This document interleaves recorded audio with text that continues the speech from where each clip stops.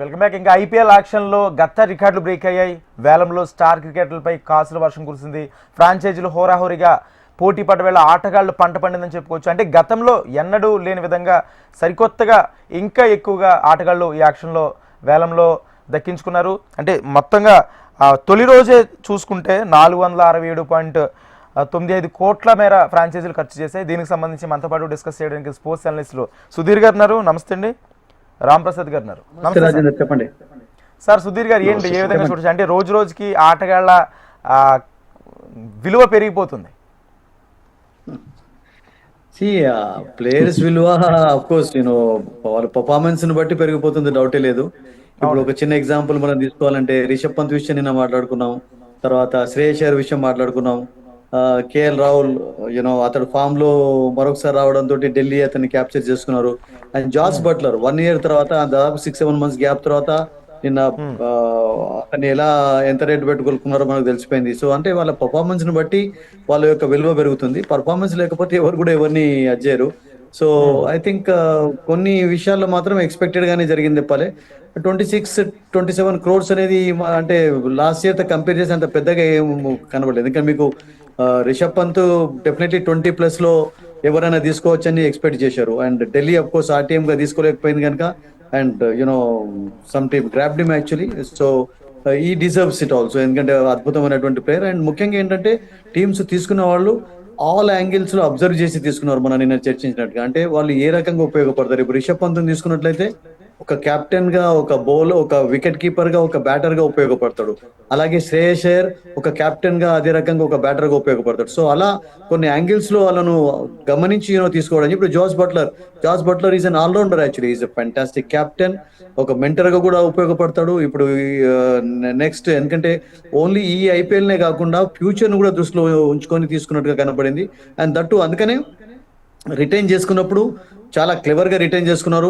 And Punjab చాలా మందిని ఎందుకు వదులుకున్నారంటే వాళ్ళు definitely wanted a fresh team actually. But ఆ ఫ్రెష్ టీమ్ లో కూడా వాళ్ళు తీసుకున్నటువంటి ప్లేయర్స్ లో అంత పెద్ద ఫ్రెష్ వాళ్ళు ఎవరు కనబడలేదు. కపుల్ ఆఫ్ ఓల్డ్ నేమ్స్ మళ్ళీ మనం అంటుంటాం కదా, new wine in old bottles అని చెప్పి, అలాగే కనబడింది. So but otherwise Ishan Kishan Hyderabad కు రావడం I think it's a good move because is a very good wicket keeper. And Indian batting strength ఉన్న వాళ్ళు, వికెట్ కీపింగ్ స్ట్రెంత్ ఉన్న వాళ్ళు అవసరం కూడా. అండ్ షమి హైదరాబాద్ కు రావడానికి ఒక మంచి దానిగా చూడాలి, బికాస్ కమింగ్స్ కు ఒక మంచి సపోర్టివ్ రోల్ ప్లే చేశారు. అండ్ మార్క్రమ్ వదిలేసుకున్నారు. And Markram was taken by other franchise actually. Miller and Markram ఒకే దాంట్లోకి వెళ్ళిపోయినారు. సో ఈ రకంగా కొన్ని ఎక్స్పెక్టెడ్ గానే జరిగినాయి. ఇప్పుడు రచిన్ రవీంద్ర చెన్నై వదులుకుంది, మళ్ళా they took him actually. And Ashwin he's gone back to his home place because నేను అనుకుంటాను that's a good move because lot of matches అక్కడనే ఆడతారు కనుక his role will be very key for the match. Sir అంటే ఒకటే, రెండోది ఏంటంటే ఇప్పుడు వెంకటేష్ అయ్యర్కి అంత భారీ మొత్తంలో చెల్లించాలంటే ఆల్మోస్ట్ థర్డ్ ప్లేస్లో ఉన్నాడు, వర్తి అనుకోవచ్చా? వెంకటేష్ అయ్యర్ కూడా మంచి ఆల్రౌండర్ అండి. అన్ఫార్చునేట్లీ అతడు ఈ came very late into IPL. మనకు తెలుసు అంత స్టార్టింగ్ నుండి లేడు అతను. ఈ మధ్యలో వచ్చినటువంటి సడన్ గా అతడు రంజీ ట్రాఫీస్ లో మంచిగా ఆడడంతో అతని కొన్ని ఫ్రాంచైజెస్ తీసుకున్నారు. అండ్ ఆ తర్వాత తన యొక్క టాలెంట్ కూడా కనబరిచాడు. బికాస్ ఈ can bowl also, is a good fielder actually. And ఒక లెఫ్ట్ హ్యాండెడ్ గా ఒక మంచి బ్యాటింగ్ చేసే ఎబిలిటీ కూడా ఉంది కనుక అదొక అడ్వాంటేజ్ అతనికి. సో ఈజ్ అంటే ఒక రకంగా చెప్పాలంటే అంబిడెక్స్టర్ క్రికెటర్స్ అండ్ ఆల్ క్వాలిటీస్ ఉన్నటువంటి క్రికెటర్ కనుక ఐ థింక్ డిజర్వింగ్. బికాస్ అటువంటి బిట్స్ అండ్ పీసెస్ అంటుంటాం కదా, అటువంటి ప్లేయర్స్ చాలా ఉపయోగపడతారు. ఇప్పుడు రమణ్దీప్ ఉన్నాడు కదా కోల్కతాకు, లాస్ట్ ఇయర్ ఎలా ఆడాడు.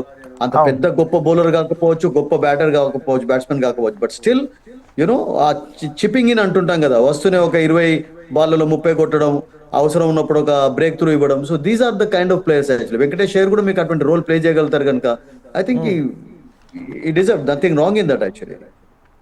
ఇక ఎస్ఆర్ఎస్ చూసుకుంటే అదే మొన్నటి వరకు కొంచెం వీక్గా కనిపించిన జట్టు ఏదైతే షమీ కానీ లేకపోతే ఇషాన్ కిషాన్ వీళ్ళ వాళ్ళు కొంచెం స్ట్రాంగ్ అవుద్ది అనుకోవచ్చా ఈసారి ఈ సీజన్లో? The good moves Indian players లో ముఖ్యంగా వాళ్ళకు ఆఫ్ కోర్స్ మనం ఈశాన్ కిషన్ అన్ఫార్చునేట్లీ అంత మంచి పర్ఫార్మెన్స్ కనబరిచిన తర్వాత కూడా అతని ప్లేస్ అతడు సిమెంట్ చేసుకోలేకపోయాడు ఇండియన్ టీమ్ లో. Because is a very good cricketer, very good keeping abilities కూడా ఇంప్రూవ్ చేసుకున్నాడు. బట్ బిట్ ఆఫ్ కాంట్రవర్సీస్ తోటి, ప్రాబ్లమ్స్ తోటి, ఈ invited problems for himself real గా చెప్పాలంటే. బికాస్ అంటే మొన్న ఆస్ట్రేలియాలో కూడా చూసాం కదా, ఏ టీంతో ఆడుతూ ఫస్ట్ మ్యాచ్ తర్వాత కొంచెం ఆ కాంట్రవర్సీ తోటి సెకండ్ మ్యాచ్ లో అతనికి ఛాన్స్ లభించలేదు.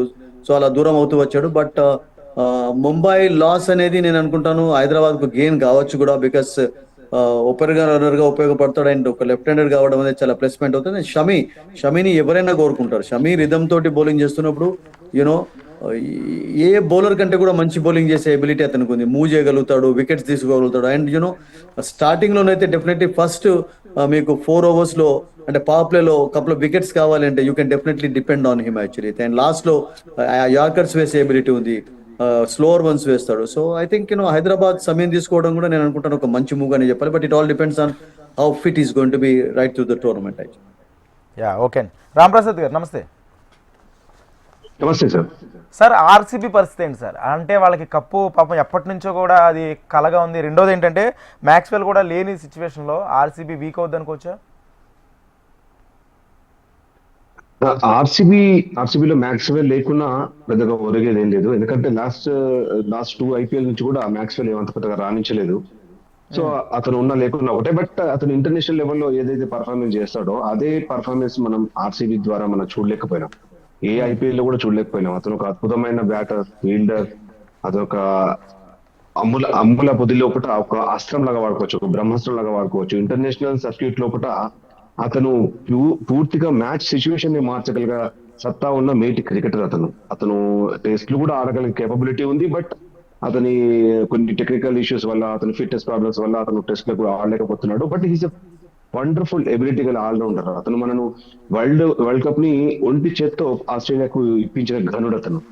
సో అతని మ్యాక్స్వెల్ లేకున్నా పెద్దగా అంటే ఐపీఎల్ లోపల అతను ఎక్కువగా మరి ఇంట్రెస్ట్ చూపట్లేదు, మరి ఆడట్లేదు తెలియట్లేదు. కానీ మీరు చూస్తే ఇప్పుడు మన ఇండియన్ ప్లేయర్స్ కంటే కూడా తక్కువకు అతను మన కొనుగోలు చేయబడ్డాడు. సో ఎందుకంటే అతను ఆ ఎబిలిటీ అనేది ఐపీఎల్ లో చూపించడం లేదు. సో ఆ టైప్ ఆఫ్ క్రికెటర్స్ అంటే ఆర్సీబీ వదులుకున్న పెద్ద నష్టం లేదు. ఎందుకంటే ఆర్సీబీలో ఆల్రెడీ టాప్ క్లాస్ ప్లేయర్స్ అందరూ ఉన్నా కానీ కూడా ఏ ఐపీఎల్ లో కూడా వాళ్ళు రాణించలేదు. ఈవెన్ ఒకసారి runners last 2 years back runners గా ఉండొచ్చు.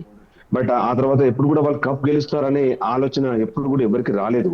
స్టార్ ప్లేయర్స్ ఉన్నా కానీ ఆ స్టార్ పర్ఫార్మెన్స్ ఇవ్వలేకపోయారు. ముఖ్యంగా కోహ్లీ ఉన్నాడు, మనకు డూప్లిసీ ఆడాడు, అలాగే డివిలియర్స్ కూడా ఆడాడు, మ్యాక్స్వెల్ ఆడాడు. సో ఎంతమంది టాప్ క్లాస్ ప్లేయర్లు ఉన్నా కానీ ముఖ్యంగా అటు బ్యాటింగ్ లో రాణించలేకపోయారు, అటు బౌలింగ్ లో రాణించలేకపోయారు. ముఖ్యంగా బ్యాటింగ్ లో రాణించినప్పుడు బౌలర్లు కాపాడుకోలేకపోయారు. ఎన్నో మ్యాచెస్ చూస్తే కోహ్లీ, రజత్ పాటియా, అలాగే యష్ దయాల్ ఇప్పుడు మరి బౌలర్స్ ను కొనుగోలు చేశారు. అటు హేజల్వుడ్ కొనుక్కున్నారు, అలాగే Phil Salt, England dashing opener, అద్భుతమైన ప్లేయర్, మ్యాచ్ ఫినిషింగ్ చాలా చక్కగా చేస్తాడు. అలాగే లివింగ్స్టన్ గురించి మీరు అందరికి తెలుసు. అతను మ్యాచ్ లో ఉన్నాడంటే ఏ విధమైన 20-25 runs అయినా ఓవర్ కి కొట్టగల సామర్థ్యం ఉంది. అలాగే ఎబిలిటీ ఉంది. అటు లెఫ్ట్ హ్యాండర్ కి రైట్ హ్యాండ్ సైడ్ డిఫరెంట్ గా బౌలింగ్ చేయగల సత్తా ఉంది. చాలా మంచి టీమ్ ప్లేయర్ యాక్చువల్ గా. అతను క్యాప్టెన్సీ కూడా చేశాడు. అలాగే రసిక్ సలాం, సుయాష్, అలాగే ఏంటంటే లివింగ్స్టన్ వీళ్ళందరూ రావడంతో ఆల్రౌండింగ్ ఎబిలిటీ పెరిగిపోతుంది. ఇప్పుడు మ్యాచ్ లోపల మ్యాచ్ విన్నర్స్ ఎక్కువగా ఉన్నారు ఇప్పుడు ఈ ఆర్సీబీలో. సో సత్తా చాటే అవకాశం ఉంది. ఈసారి ఆర్సీబీ మీద మనం డెఫినెట్ గా ఒక కన్నేయచ్చు. డెఫినెట్ గా ఆర్సీబీకి ఒక మంచి ఛాన్స్ ఉంది ఈ టోర్నమెంట్ లో. మరోపక్క 10 ఏళ్ల తర్వాత దాదాపుగా 10 years తర్వాత మళ్ళీ హోమ్ టీంకి వెళ్ళాడు అశ్విన్. ఇప్పుడు మళ్ళీ చెన్నై మెరుగుపడే అవకాశం కనిపిస్తుంది అనుకోవచ్చా? చెన్నై ఆల్రెడీ ఎప్పుడు అది ఎంత సీనియర్లు ఉన్నా ఐపీఎల్ విషయానికి వస్తే వాళ్ళు ఎంత సీనియర్లు ఉండి అంటే మొత్తం క్రికెట్ వన్ చేసిన వాళ్ళందరూ ఉన్నారు. ఇప్పుడు ధోని ఉన్నాడు, అలాగే డూప్లిసీ ఆడాడు అక్కడ. ఇంకోటి ఏంటంటే అశ్విన్ తన హోమ్ రికార్డ్ సుధీర్ గారు ఆల్రెడీ చెప్పారు. ఇప్పుడు హోమ్ అడ్వాంటేజ్ డిఫరెంట్ గా ఉంటుంది. ఎందుకంటే అతను పిచ్ ని చదువుకొని ఉంటాడు, చాలా ఈజీగా మరి బౌలింగ్ చేయగలుగుతాడు. ఎలాంటి బ్యాటర్స్ కైనా సమయానుకూలంగా బౌలింగ్ చేయడం సత్తా అశ్విన్ లో ఉంది. అశ్విన్ యాక్చువల్ గా అతను T20 ఆడగలిగే కేపబిలిటీ ఉంది ఇండియా కూడా. కానీ అతను ప్రాబ్లం ఏంటంటే అతను ఫీల్డింగ్, అలాగే అతను బ్యాటింగ్. ఇప్పుడు ఏం చూస్తున్నారంటే 2 sides అంటే బ్యాటింగ్ బౌలింగ్ చూస్తున్నారు, ఫీల్డింగ్ కూడా చూస్తున్నారు. అంత అగ్రెసివ్. ఇప్పుడు రమణ్దీప్ అట్లాంటి ఫీల్డర్లు ఉన్నారు అనుకోండి, ఆ కోల్కతాకు లాస్ట్ టైం కోల్కతా విన్నర్స్. ఎందుకంటే because of only these kind of allrounder ability ఉన్న ప్లేయర్ ఆడారు. ఎందుకంటే కోల్కతా రసెల్ ఉన్నాడు, చాలా మంది వెంకటేష్ అయ్యారు, అట్లాంటి ప్లేయర్ అందరూ కూడా మరి కోల్కతాను విజయం వైపు నడిపించారు. సో అలాంటి అశ్విన్ లో కూడా ఒక్కడ కొంచెం ప్రాబ్లం ఏంటంటే అతని fielding and as batting ability.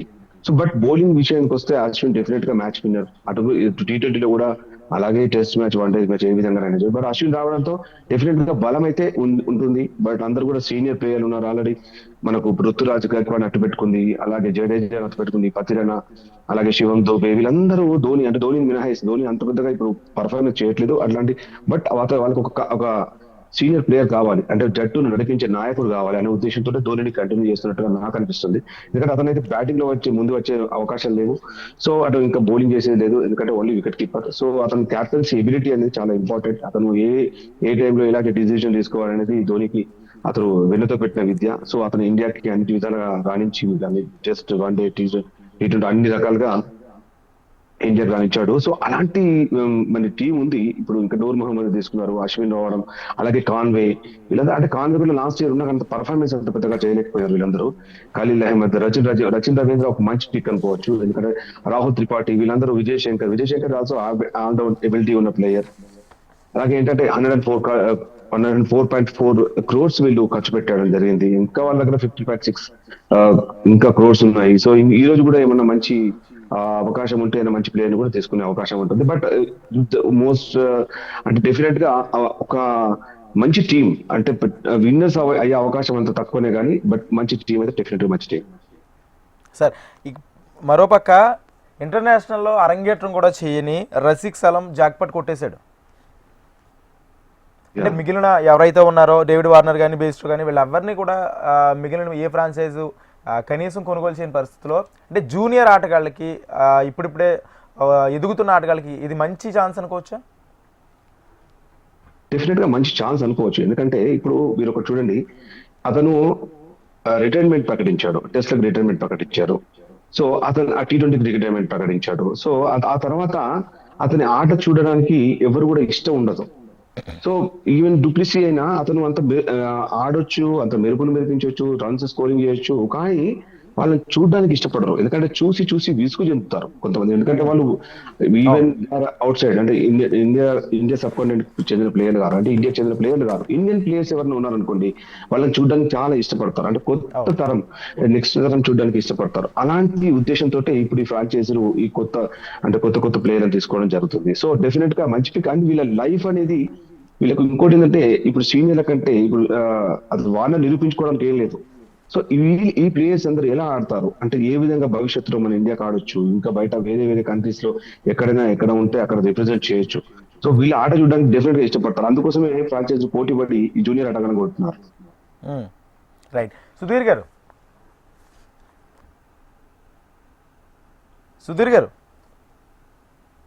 Yeah okay అండి. రైట్. రాంప్రసాద్ గారు, ఇలా ఉంటే కేఎల్ రాహుల్ మిత్ర మాత్రం చాలా భారీ అంచనాల నేపథ్యంలో చాలా తక్కువకి సోల్డ్ అయ్యాడు.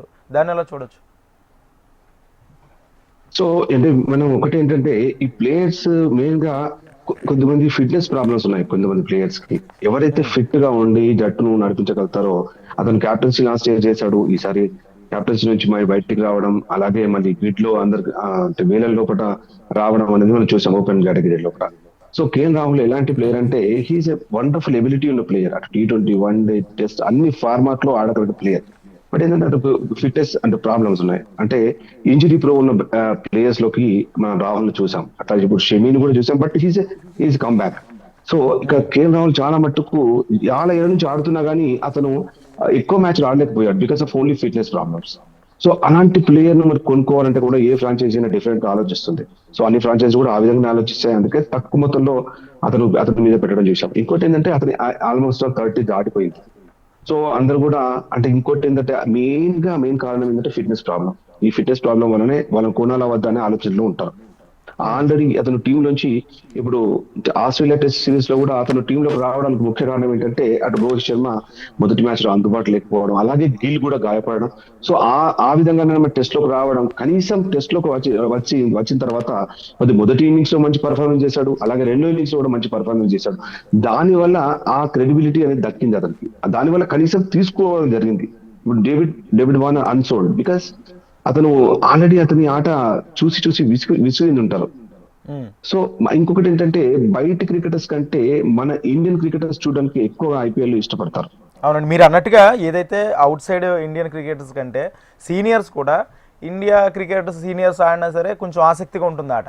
అంటే ఈ సిచ్యువేషన్లో సెకండ్ డే ఆప్షన్ ఎలా ఉండబోతుంది?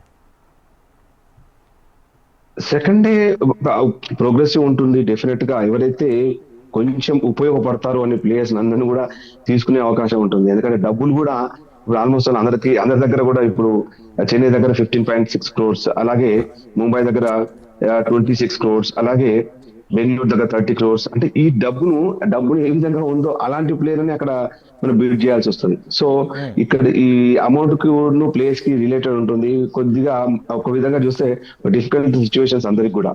సో మంచి ప్లేయర్స్ ఎక్కువ బిల్డ్ చేయాల్సిన పరిస్థితిలో కూడా కొంతమంది ఎవరిదైతే డబ్బు ఉందో వాళ్ళకి పోవాల్సి వస్తుంది. అంటే మిగిలిన ప్లేయర్లో మంచి వాళ్ళని మాత్రమే చూస్ చేసే అవకాశం ఉంటుంది ఈరోజు. సార్, రాజస్థాన్ విషయానికి చూసుకుంటే కుమార్ కార్తికేయ, ఆకాష్ మధ్వాల్, తీక్షణ్ వీళ్ళందరూ కూడా అంటే ఫస్ట్ వీళ్ళు చాలా ఖర్చు చేసి తీసుకున్న నేపథ్యంలో రాజస్థాన్ ఈసారి కొంచెం మెరుగ్గా ఉండే అవకాశం ఏమైనా కనిపిస్తుందా?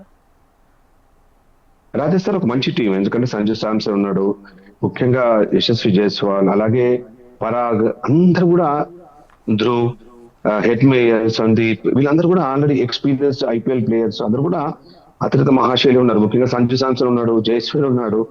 సో బౌలింగ్ విషయానికి వస్తే ఆర్చర్, అలాగే హసరంగా, తీక్షణ, ఆకాష్ మధ్వాల్, అలాగే కుమార్ కార్తికేయ. అంటే కుమార్ కార్తికేయ 30 lakhs తీసుకున్నారు.